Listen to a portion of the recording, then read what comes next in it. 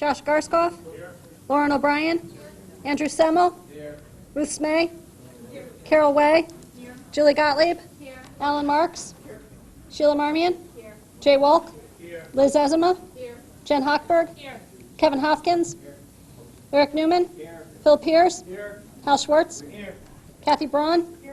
Alex Durrell. Jason Lee. Tom McCarthy. Jeff Milrano. Pam Iacono. Ellen Jacob. I'm here. Thank you. Sorry. These two are talking in my ear. Ellen Jacob. Lori McCardle. Carol Pontrelli. Chris Timniak. Brian Caffarelli. Brian Farnan. Ray Newberger. Bill Perugini. Bruce Ryan. Thank you. Before we stand for the Pledge of Allegiance, Representatives Way and Ambrose are going to join me at the microphone.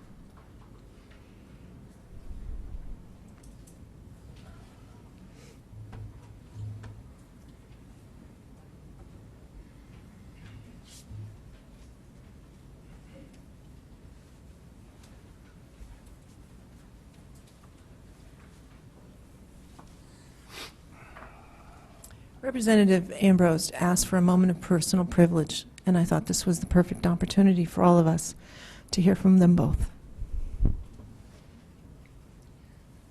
I think the Way family, I know the Way family and the Ambrose family want to reach out and thank the members of the RTM, our friends, Democrats and Republicans alike, for the sympathy and empathy that you've extended to our family. It's another reason why it's nice living in Fairfield, because we are a nonpartisan town, and we care about the town, and we care about each other. And Carol, I think I express, I believe, my thoughts and my concerns for myself and for Carol.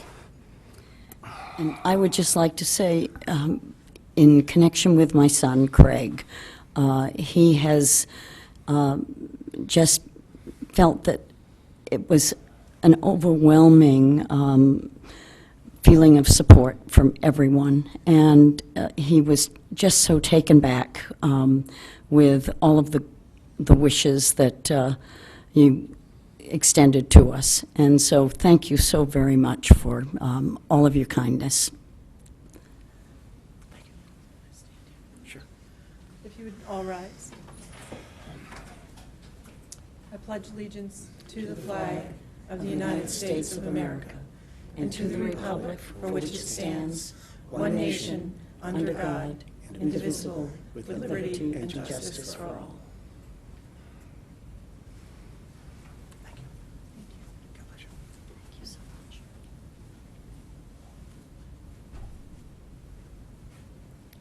Thank you all very much.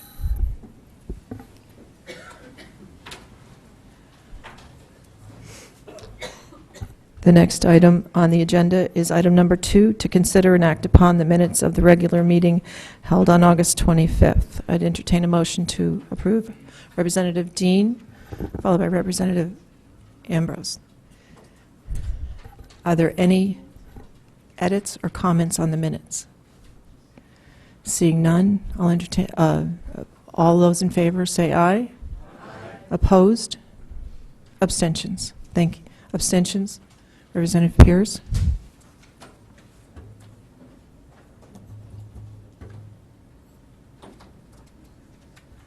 Thank you. Next item on the agenda is to hear a report from the Joint Retirement Investment Board, and joining this evening will be Mr. Brian Vahey. Each of you should have received a copy of the report today.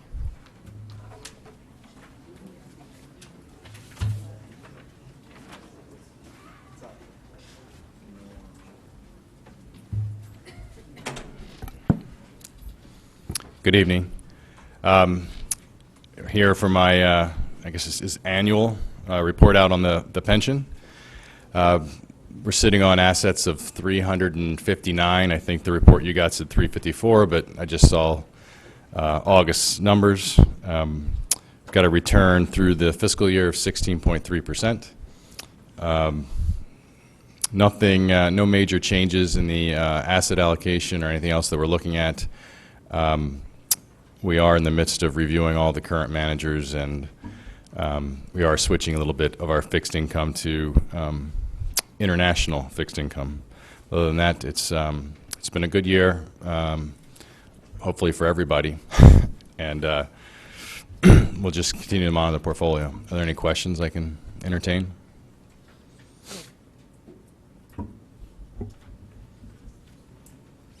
Representative Garskoff?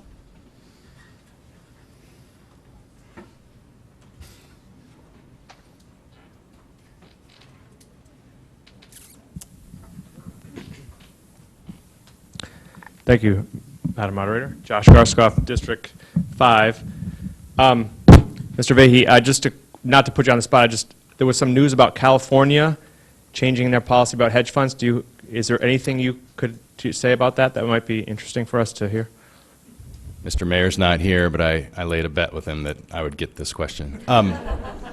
Yes, CalPERS withdrew their $4 billion mandate across 33 different hedge funds.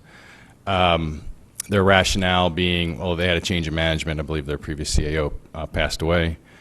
I don't know how they manage themselves. I mean, it's a pretty big investment shop. They do a lot of their own selection, obviously with the exception of alternative investments. Their comments were that they felt that they weren't gaining what they were hoping to get with that investment strategy, and I don't know what they thought they were going to get out of their hedge fund mandate. We personally have it as a diversification tool, primarily to reduce volatility in the portfolio. And so that the selections that we have, I mean, if you can look, you'll see in our hedge fund section, oh, there's a print. We don't have many. We have a long short fund, which is Canadas. Archipelago is a very unique mostly equity fund of funds, which actually charges us no extra fees because of the way it's designed. And we have a DGAM, or DGAM, which is another fund of funds that we eliminated a layer of fees on. So we don't pay extra fees for our diversification there. And you'll look at their returns and go, wow, how come the hedge funds aren't doing great? Well, we didn't select these guys for outperformance in up markets. We actually selected them more for their, like I said, volatility reducing, maintaining capital in downturns, because we're into preserving principles. So that's why we own them. Of course, we'd evaluate them if they don't hold up to that part of the bargain. But so CalPERS, I don't know if they were trying to add alpha, add extra return on the top side, because that's the way the articles were all written. That's not something that we do as a pension in general. So, but we monitor fees, we monitor performance, and if we don't get what we hope to out of it, then we wouldn't continue to hold the hedge funds. Mr. Steele. Jeff Steele, District 2. Not to put you on the spot, I didn't read the list of investments today. I think that was sent to us. But when you say you've moved into international, can you give some idea on what that means? Did you move into sovereign debt, certain regions of the world, currencies? You don't have to be specific necessarily, but what does that mean when you say moving to international, and what? Oh, I can be very vehicle? specific. Okay, great. No, it's just the fixing. It's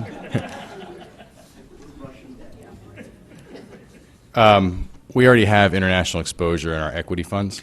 Our fixed income is all U.S. based. If you look at the makeup of the U.S. fixed income market, there's a lot of crowding out. It's mostly U.S. Treasuries, which based on what's going on in the economy. So to get a little bit of diversification, we have added international fixed income. Most of the managers are currency neutral, because that's another. You're not paying somebody to make currency bets. You're paying somebody for the international credit work primarily. So yeah, it has sovereign debt and all sorts of corporates on the international basis, which at this point, if you don't do that, you're probably missing out on about close to 40% of the fixed income market. So We haven't had it because we're just trying to get our house in order and make sure everything we had was, what we liked, and so we have good domestic fixed income. And so what we'll be doing is shifting some of that exposure over, and as well as reducing a little bit of our equity exposure to fund that mandate. And I think we have tomorrow or Wednesday night, we have managers coming in to pitch to us. So.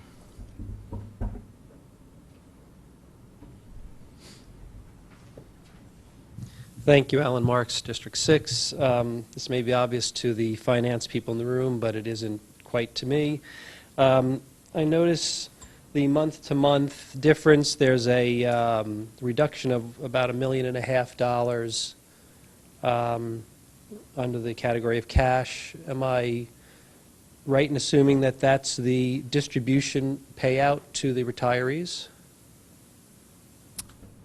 Yeah, that's it's Mr. Mayor's foray, but generally when we see a reduction in net new investments, we've taken money out to definitely the big number at the bottom. Yeah, it's to do we have to do a distribution. So we're paying around $1.5 million every month for retirees? Or? Nope, it doesn't. It's not a monthly flow. We get a cash flow report, which I'm sure if you talk to them, you could look at. But he can map it out for 12 months, and it's not a consistent flow. We have it's one of our discussions. We look to see as we get new cash in whether or not we need to invest it all, if we'll just hold it in cash for like a month because we know we're going to have a disbursement coming up. So it's not $1.5 million every month. Okay, so the cash number there may be what you just described. We've moved something into cash because it may be distributed at some point in the future. Does that make sense? Yeah, and we also, we run with about 1% cash generally. I see. Okay. All right, thank you.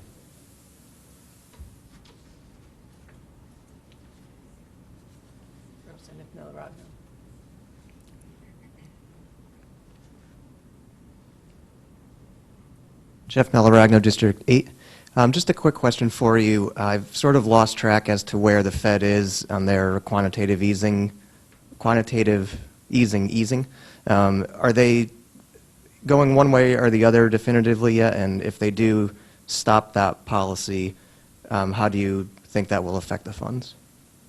Well, they're officially the QE portion of bond purchases is done. However, they have not given actually it's done in October. But essentially they've mapped that out for the past, I think 12 months. They've been weaning it off. The big issue though is they have a $4 trillion balance sheet, and as of now the intention is to just let that thing sort of pay down, if you will. There's a lot of amortizing type of securities in the mortgage portfolio that they've purchased, as well as treasuries that'll roll off. And so what that will do is that'll add cash to the system slowly. They have not given any indication of when they're going to actually change the short-term rate, which is one of the 3 ways that they can sort of change monetary policy. The futures market is pointing to, I think third quarter of next year is when, basically traders are placing their bets and we're going to see a movement. As far as how we're set up, we don't. That's sort of like tactical trading, which I've done in a previous life. But we pretty much have a strategy in place. It's pretty much 60-40, equities, fixed income, very diverse base, and we stay on top of that. And bonds will do well in certain environments, and they won't do well in others. And quite frankly, I think I remember at this meeting last year. I had a question from the audience about, well, aren't you guys going to reduce your fixed income portfolio because, everybody knows bonds are going to get killed.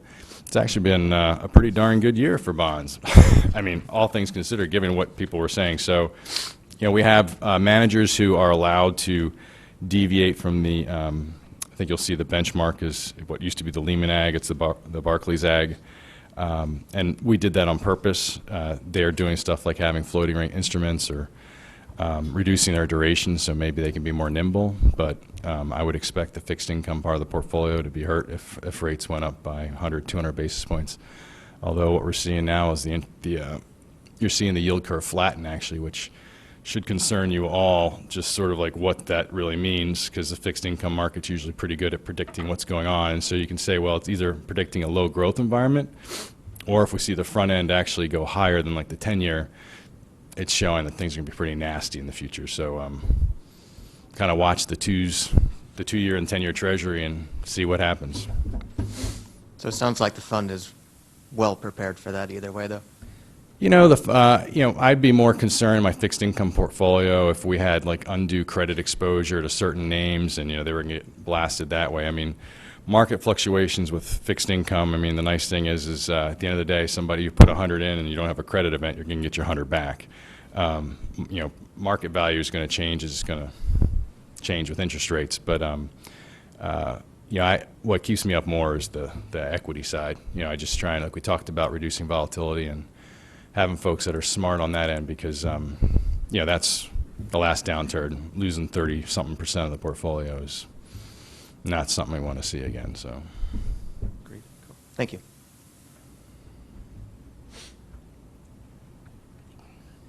am I good?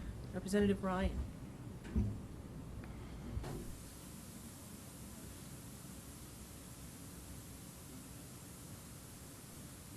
Bruce Ryan, District 10. To follow up on Alan's question, do you know what the actual liability is annually at this point in time to retirees? You know, I could cuff that. Isn't that around 15, 12 to 15? Yeah, I mean, I'm not fully speculating, but I believe it's around 12 to 15 million. 12 to 15 million. So, And now, and I apologize, because, you know, we have two, right? We've got the town, we got employees and police and fire, and I don't know if I'm seeing one number, not the other, but I mean, that based on I know we have like a 4 million and then a 4 million, and then I think there's some smaller ones. So I think that's not too far off. I mean, Bob can get that for you.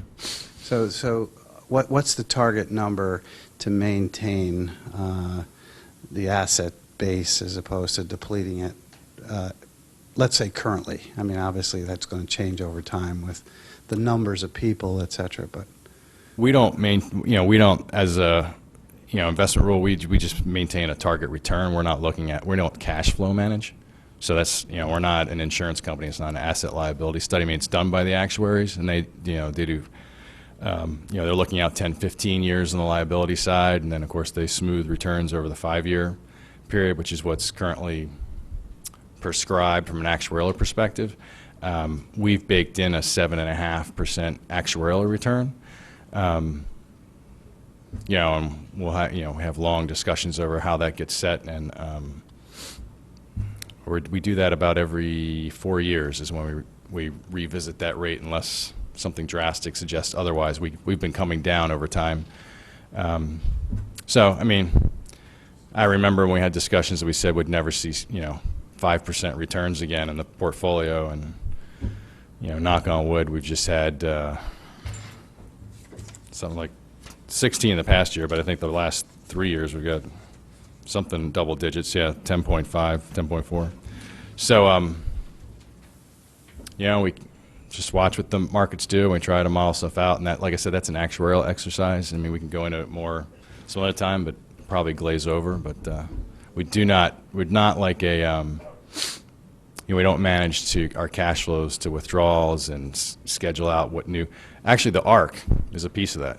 I mean, in the big picture, that return and the actual returns, and then you take the liabilities that are modeled out, and that's how they get your required contribution. thank you. Representative Bates. Thank you. Ed Bates in District 3. Quick question. I saw in this report the $359 million in assets. Does that include the OPEB? No, it does not. The OPEB is 21 as of the end of August. 21 million? Okay, great. Thanks.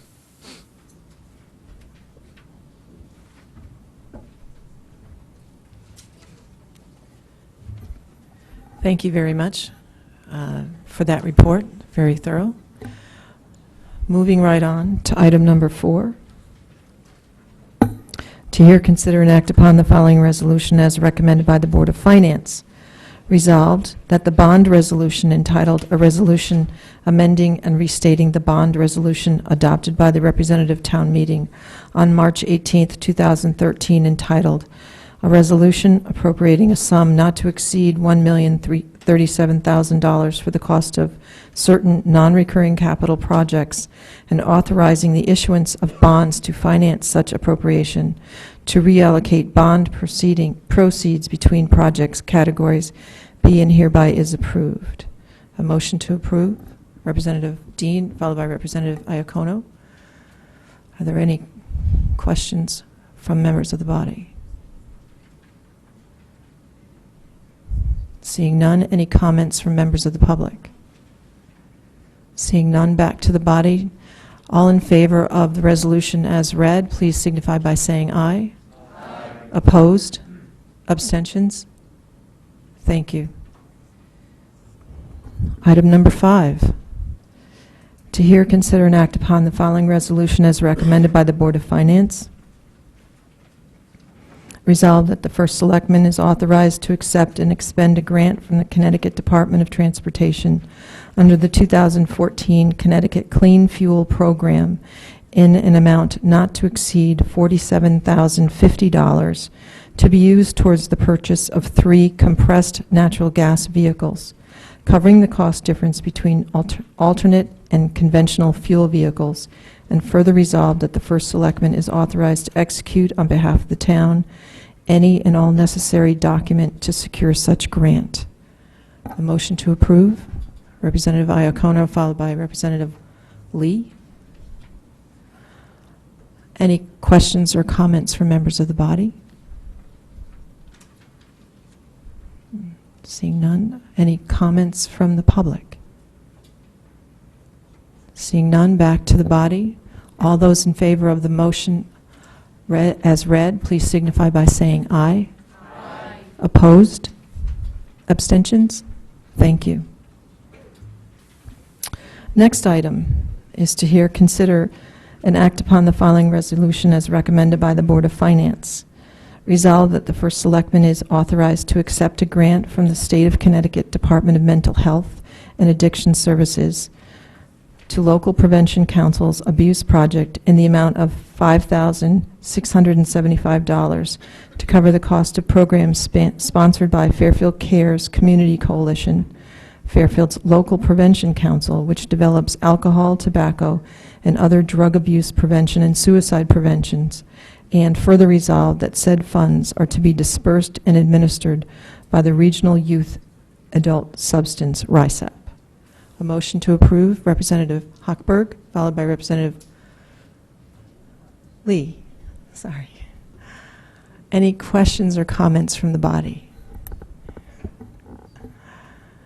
Seeing none, any comments from the public?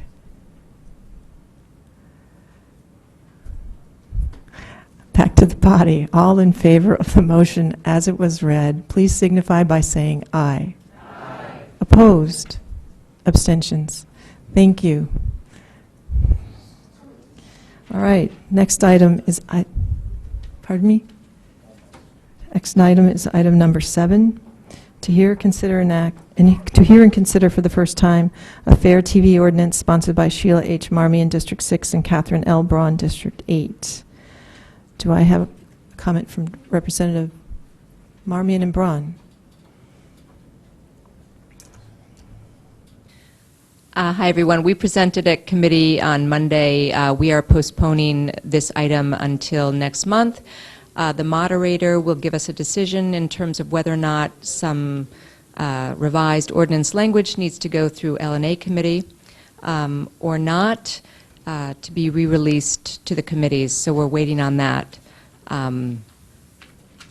decision. Have you new language that you forwarded to me?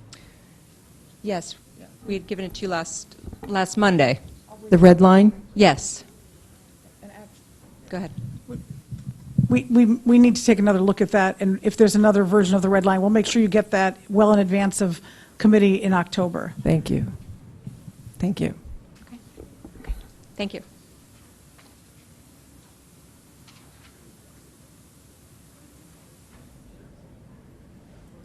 Okay. Next item is item number 8. The moderator has referred an alternative side of street parking restriction ordinance to the L&A committee under Rule 32 of the RTM rules to regulate. The sponsor, Representative Smay.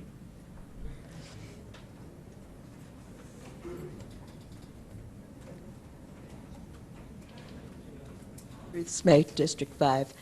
This item has been removed from the agenda for its being held in L&A for further discussion. Thank you, Representative Smay. The next item is item number 9, to consider and act upon any other matters presented to said meeting and which may be properly acted upon under the rules of the representative town meeting. Representative Braun? Yes.